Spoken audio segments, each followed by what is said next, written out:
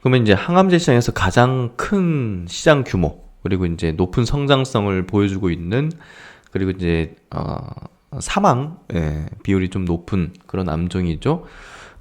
비소세포 폐암 시장에 대해서 한번 체크를 해보고, 이 시장에 어떤 특징이 있는지, 그리고 어떤 뭐 돌연변이 이런 부분이 있는지, 그런 것들을 우리가 또 향후에 항암제들을 또 이해하기 위해서는 그런 것들에 대한 기술적인 어떤 이해가 좀 필요하기, 선행돼서 이제 학습이 좀 필요하기 때문에 비소세포 폐암 쪽에 대한 부분을 한번 체크해 볼게요. 역시나 이제 뭐 종근당 그리고 국립암센터의 연구원님께서 쓰신 내용인데요. 뭐 개념적인 것부터 한번 보도록 하죠. 폐암은 조직학적으로 소세포 폐암 그리고 비소세포 폐암으로 이제 분류가 됩니다. 이 비소세포 폐암이 80에서 85% 폐암의 이제 대부분을 차지하고 있고, 이건 또 이제 선암 그리고 평상피 세포암, 대세포암 이런 식으로 이제 분류가 되고 있고요. 그래서 이제 요거 용어에도 그대로 있는 내용이에요. 소세포, 이제 small cell이죠. 조직이 굉장히 작은, 그게 아닌 non small cell 해서 비소세포 폐암이라고 이제 보시면 될 것 같고, 어쨌든 이렇게 좀 분류된다는 거 이해하고 있으면 될 것 같습니다.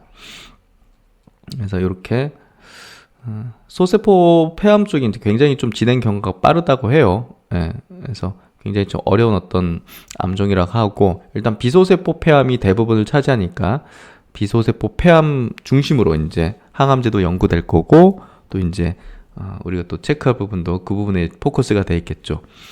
폐암은 초기에 증상이 많이 없고 암 발생 위치에 따라서 증상이 다르게 나타난다. 암이 진행된 후에도 기침, 객담 등의 증상만 나타나므로 진단이 매우 어려운 편이다. 이미 병기가 진행되어 병원을 찾는 경우가 많고 재발과 전이가 쉽게 나타날 수 있는 암이다. 이게 막 공기로도 이렇게 우리가 호흡해가지고 이제 그 산소가 이제 몸 안을 구석구석 돌잖아요. 그러니까 혈액암 그리고 이 폐암 쪽은 이제 전이가 좀 쉬운 그런 암일 수 있겠죠. 왜냐면 우리 몸을 곳곳을 이제 돌아다닐 수밖에 없는, 생명을 유지하는데 필요할 수밖에 없는 그런 어떤 반경을 갖고 있기 때문에 재발, 전이 이런 것들이 좀 쉽게 나타날 수 있는 암이라고 합니다. 비소세포 폐암은 초기에 발견하면 수술로 완치될 수도 있지만 실제로 수술이 가능한 환자는 비소세포 폐암 환자의 약 15% 이내이며 수술 후 재발률도 약 20에서 45%다. 그래서 재발률이 굉장히 높은 편이네요. 진단 방법으로는 뭐 엑스선, 뭐 CT, 페트 이런 검사들이 있고, 이런 검사를 통해서 폐암의 여부를 확인하고 진행 정도를 판단한다. 확진을 위해서는 조직 검사를 이용하여 가래 세포 검사, 기관지 내시경 검사, 초음파 기관지 내시경 검사, 새침 흡입 검사, 종격동 내시경 검사 등이 있다. 진행 단계 및 이제 치료제 동향에 대한 부분인데요. 비소세포 폐암은 1에서 4기까지 병기를 정하며 암의 크기, 림프절 전이 유무, 다른 전기로의 전이 유무로 이제 정합니다. 1에서 4기로 이제 정하네요. 그래서 1기, 2기 같은 경우는 초기에 발견하면 수술로 완치될 수가 있고, 3A기부터는 환자의 전신 상태와 개개인의 차이에 따라서 치료 방법은 달라질 수 있으나 보통 항암 그리고 방사선 치료 병행요법 그리고 항암 화학요법 등으로 이제 치료를 한다고 하네요. 그래서 보면 3A에서 3B기가 암이 폐에 국한되어 있으며 종격동 림프절까지 전이가 있거나 큰 혈관, 기관, 식도 등을 침범한 경우, 일정 부분 뭐 전이 된 경우를 말하네요. 4기는 폐의 다른 여부에 전이 되었거나 다른 전기로 전이된 상태, 뇌나 뼈, 간, 부신, 골수 해서 3기로 넘어가면 일단은 좀 어려워지는 부분이 되겠네요. 다른 암들과 마찬가지로 비소세포 폐암은 완치가 가능한 병기의 경우 1, 2기 정도 되는 경우 이제 완치를 당연히 목표로 하겠고, 그렇지 않다면 이제 한 4기 정도가 되겠죠. 4기 정도는 다른 전기에 완전 뭐 전이 된 그걸 얘기하는 거니까, 그렇지 않으면 생면 영장 및 증상 조절을 목적으로 삶의 질을 높이는 데 있다.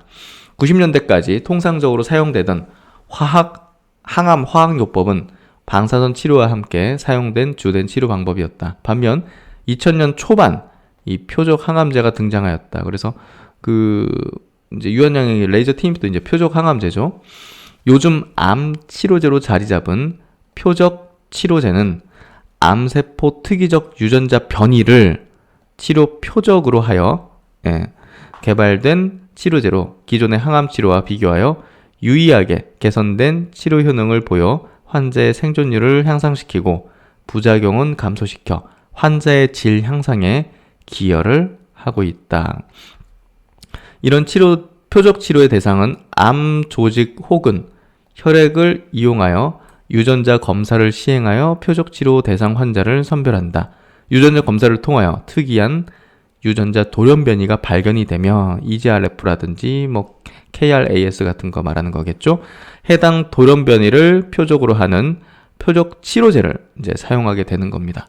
그래서 이제 여기 각주를 보면 아바스틴 얘기가 있는데, 우리가 이제 아바스틴 같은 경우는 대장암 치료제로 이제 알고 있잖아요. 그래서 이제 셀트리온도 이제 요거 관련된 바이오시밀러를 이제 개발하고 있고, 근데 이제 요게 폐암으로도 이제 기전을 갖고 있습니다.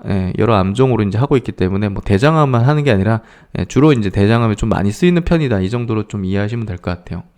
그래서 이런 이렇게 표적 치료제로 사용을 하고 있다. 비소세포 폐암의 대표적인 표적 항암제는 EGRF, ALK, ROS1 이런 등을 타겟으로 하는 저해제다. 이런 변이를 억제하는 그런 저해제라고 보시면 될 것 같고, 가장 높은 비율을 차지하는 유전자 변이는 EGFR 변이로 특히 아시아 사람들의 비흡연 폐선암에서 가장 높은 빈도를 보고하고 있다. EGFR 억제제는 EGFR만을 선택적으로 저해하는 이제 표적 항암제로 기존 항암요법보다 효과가 뛰어나며 부작용도 덜하다. 해서 보시면 이제 비소세포 폐암제에서 주요 이제 타겟팅 변이가 KRAS 25%, EGFR이 17%입니다. 그래서 요 두 타겟이 좀 이제 유의미한 많은 글로벌 제약사들의 또 타겟팅이다. 이렇게 좀 이해하면 되겠죠? 그래서 요거 타겟팅으로 하는 국내 또 제약사가 또 이제 주목도가 높아질 수밖에 없는 겁니다. 그래서 유한양의 레이저 티닙은 요거 EGFR의 이제 저해제이죠. 그래서 이제 비소세포 폐암 표적 항암제 종류를 보면 이제 요런 각종 변이 저해제들이 이제 이렇게 나열되어 있잖아요. 그래서 EGFR 요거에 대한 또 이제 타그리스, 지금 이제 블록버스터죠. 타그리스가 요거를 이제 저해제 표적 항암제다. 이렇게 보시면 될 것 같고, 아바스틴 이렇게 있죠. 그래서 이런 변이에 맞는 저해제, 표적 항암제 이런 것들을 우리가 잘 체크를 해야 되고요. 근데 요 이제 비소세포 폐암 내에서 얼마나 비중 차지하고 있는지, 그게 바로 이제 시장 규모를 나타내는 거니까, 그만큼 또 이게 파이프라인 갖고 있는 기업이 어느 정도의 이제 가치를 향후에 일상에서 이상에서 또 좋은 결과를 냈을 때 가치 평가를 어느 정도 받을 수 있는지를 우리가 또 알 수가 있는 거죠. 그래서 EGRF라든지 아까 이제 KRAS 저해제는 조금 더 이제 높은 가치를 좀 말을 해주겠죠. 비소세포 폐암을 유발하는 돌연변이가 없을 경우 항암 치료 혹은 항암 치료와 면역 치료제 복합 요법을 사용한다. 이 폐암 환자를 이렇게 또 유전자 분석을 하는데, 이제 바이오마커를 하는데 이거 돌연변이가 없는 거야. 그러면 이제 어떻게 해야겠어요? 이런 표적 항암제를 쓸 수 없는 거잖아요. 그럼 이제 기존의 화학요법이라든지 방사선요법, 그리고 이제 면역치료제를 이제 복합적으로 쓰는 방식을 추구하겠죠. 면역치료제는 암세포 자체를 공격하는 일반적인 항암제와 다르게 암 환자에게 떨어진 면역 기능을 높여서 면역세포가 암세포와 대항해 싸울 수 있도록 하는 것을 면역 항암제라고 한다. 쉽게 표현하면 표적 항암제는 뭐 다이렉트로 암세포 자체를 공격하겠지만 이 면역 항암제는 우리 몸 자체가 일단은 T세포라는 게 있잖아요. 예, 후천적인 어떤 면역력 중에 하나는 그래서 이제 그 T세포를 활성화시켜 주는 거죠. 예, 그러면서 이제 우리 몸에서 그게 이제 알아서 이 암세포를 물리칠 수 있게 하는 그런 메커니즘이 작동되게 하는 거잖아요. 간접적으로 이렇게 항암 효과를 내게 하는 거잖아요. 그리고 이제 이게 또 좀 지속력이 있다는 거죠. 예, 그래서 그런 부분에서 굉장히 좀 이제 가장 지금 현재 각광받는 그런 분야고 그런 어떤 치료 어떤 분야다. 이렇게 이해하시면 될 것 같고, 그러니까 돌연변이 없으면 이걸로 가야 되는 거죠. 그래서 뭐 결국 이제 표적 항암제도 2세대니까 이제 2세대 이제 안 쓴다 이런 개념이 아니라 계속 복합적으로 하면서 뭐가 가장 이 환자에게 가장 적합할지 맞춤형 의료가 될 것인지를 이제 놓고서 이제 비교해서 비교라고 해야 될까? 적합한지를 이제 여러 가지 어떤 분석을 통해서 이렇게 또 적용하는 거죠. 그래서 이제 면역 항암제, 이제 비소세포 폐암 면역 항암제는 이런 게 있습니다. 키트루다, 옵디보, 티센트리. 근데 이런 항암제들이 폐암에만 이제 쓰는 게 아니라 다양한 암종에 같이 쓰죠. 우리가 이제 뭐 면역력을 높여가지고 뭐 특정 암종에만 맞는 거 아니잖아요. 그러니까 근데 표적 항암제는 어떤 특정 암종, 특정 돌연 변이에 타겟팅해가지고 이제 하는 거니까 이게 보편적으로 쓰이는 이런 면역 항암제랑 좀 다르죠. 훨씬 더 이게 좀 더 뭐랄까 글로벌 기업 입장에서는 다양한 암종에 쓸 수 있기 때문에 개발 의지를 더 가질 수가 있겠죠, 사실. 그래서 그런 부분에서 면역 항암제 시장의 어떤 성장은 굉장히 뚜렷해질 수밖에 없다. 그래서 이제 비소세포 폐암 치료요법의 이제 전환이라 해가지고 뭐 2017년 기준에 이제 비소세포 폐암의 이제 1차 치료제는 약 50% 이상이 화학 항암 요법이었습니다. 그래서 가장 비중을 높게 차지를 했는데 그 다음으로 이제 표적 항암제 그리고 면역 항암제 단독 요법이 한 10% 정도 이렇게 사용되는데 이게 이제 달라지겠죠? 달라지고 있고 면역 항암제 치료 요법의 사용은 계속 증가하고 있다 현재. 그래서 2027년에는 면역 항암제 병용 요법이 40%로 1차 치료제 중에서 가장 많이 쓰이며 병용요법 중심으로 치료요법이 전환될 걸로 예상이 되고 있다. 유전자 변이로 유발된 암이라면 초기에 정확한 스크리닝을 통해서 찾아내는 것이 중요하겠죠. 그래서 국내 이제 뭐 동반진단 기술이라든지 이런 것들, 뭐 그런 기업들이 이제 국내에 상장돼 있잖아요. 그런 기업들이 또 이제 주목을 더 받고, 좋아지겠죠. 이게 이제 돌연 변이가 없는 경우, PD-L1 검사를 통해서 면역 치료, 단독 혹은 면역 치료와 기존 항암요법을 병용하는 어떤 치료법의 결정이 이제 중요하게 되는 거죠. 그래서 앞으로는 요 표적과 면역이 좀 같이 이렇게 또 쓰이는, 그리고 그것들을 또 미리 검사해서 변이가 있는지 여부 이런 것들을 검사하는 그런 검진, 그런 어떤 시장이 커질 수밖에 없을 겁니다. 그래서 27년도에는 면역항암제 병용이 이렇게 가장 높은 메인 1차 치료제의 메인이 될 것이다. 그리고 표적항암제도 역시나 높아지죠. 그리고 화학항암제가 지금 현재는 이렇게 높은데 68%인데 10%로 줄어드는 거죠. 그래서 화학항암제는 거의 이제 많이 안 쓰게 될 것이고 표적항암제, 면역항암제 병용의 비율이 굉장히 높아질 것이다. 면역항암제 단독도 이제 높아지겠죠. 그래서 화학항암제 시대가 이제 저물 수밖에 없다. 그렇게 좀 이해하시면 될 것 같습니다. 그래서 이제 국내 대표적인 비소세포 폐암 이제 뭐 표적 항암제 관련 기업으로는요. 첫 번째 이제 한미약품이 있습니다. 이게 이제 스펙트럼사의 이제 기술 이전을 한 포지오티닙이라는 게 있는데 최근에도 이제 여기 이제 기사화된 게 한미약품이 개발한 폐암 혁신 신약 포지오티닙이 미국 상륙 초일기에 들어갔다. 파트너사 스펙트럼은 6일 미국 FDA에 포지오티닙에 대한 NDA 신약 시판허가 신청서를 제출을 했다. 스펙트럼은 이제 치료 경험이 없는 국소 진행 및 전이성 헐트 엑손 20 삽입 변이가 있는 이게 이제 EGFR 그 변이의 한 절반 정도가 요게 있다고 해요. 그래서 결국 이제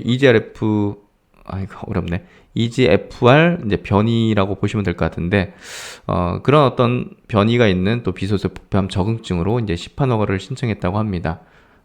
FDA로부터 포지오티닙은 패스트트랙 지정을 받았고 해당 적응증으로 현재까지 FDA가 승인한 치료제는 없다 해서 일단은 요거 승인 모멘텀이 한미약품이 일단은 불 수 있는 그런 가능성이 높은 그런 부분이라고 보시면 될 것 같고, 유한양행이 이 오스코텍에서 이제 가져가가지고 또 얀센으로 기술 이전에 성공한 레이저 티닙이 있죠.